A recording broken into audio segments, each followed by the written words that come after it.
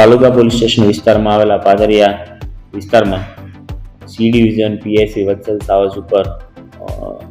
જાણીતો બુટલેગર લખન મેરુ ચાવડાએ જે એસોલ્ટ કરેલો આ ગુનામાં પોતે વોન્ટેડ હોય તો આ બાબતે જૂનાગઢની ક્રાઇમ બ્રાન્ચની ટીમે તેને રાજસ્થાનના જોધપુર ખાતેથી તેના અન્ય 3 સાગરીતો સુનિલ લાખા ભારે, અલી ઉર્ફે બબલુ મકરાણી, જયેશ ઉર્ફે ઇલુ સાથે છે ઝડપી પાડેલ. ત્યારબાદ છે તાલુકા પોલીસ સ્ટેશનમાં આ ગુનાની તપાસ પ્રોબેશનર એએસપી હર્ષ શર્મા સાહેબને કરી રહ્યા હોય તો આ તપાસના કામે આરોપીનું રિકન્સ્ટ્રક્શન પંચનામું કરવામાં આવેલું, જેમાં જ્યાં બનાવ શરૂઆત થયેલી તો આ પાદરિયા વિસ્તારમાં, ત્યારબાદ છે કાળવા ચોક અને ત્યારબાદ પોતે પોતાના ઘરના વિસ્તાર બાજુ ભાગતા પહેલા આવેલો ગિરનાર દરવાજા તરફ છે એ રિકન્સ્ટ્રક્શન પંચનામું પંચોની હાજરીમાં અને અન્ય જે સાક્ષ્યની જે પ્રોસિજર છે તેના મારફતે કરવામાં આવેલ છે. તાલુકા પોલીસ સ્ટેશન વિસ્તારમાં આવેલા પાદરિયા વિસ્તારમાં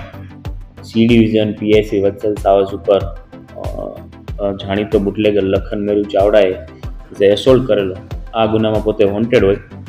તો આ બાબતે જૂનાગઢની ક્રાઇમ બ્રાન્ચની ટીમે તેને રાજસ્થાનના જોધપુર ખાતેથી તેના અન્ય 3 સાગરીતો સુનિલ લાખા ભારે,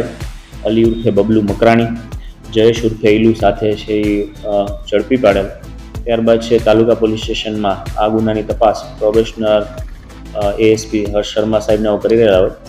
તો આ તપાસના કામે આરોપીનું રિકન્સ્ટ્રક્શન પંચનામું કરવામાં આવેલું, જેમાં જ્યાં બનાવ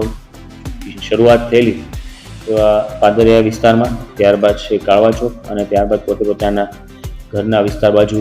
ભાગતા પહેલા આવેલો ગિરનાર દરવાજા તરફ છે એ રિકન્સ્ટ્રક્શન પંચનામું પંચોની હાજરીમાં અને અન્ય જે સાક્ષ્યની જે પ્રોસિજર છે તેના મારફતે કરવામાં આવેલ છે.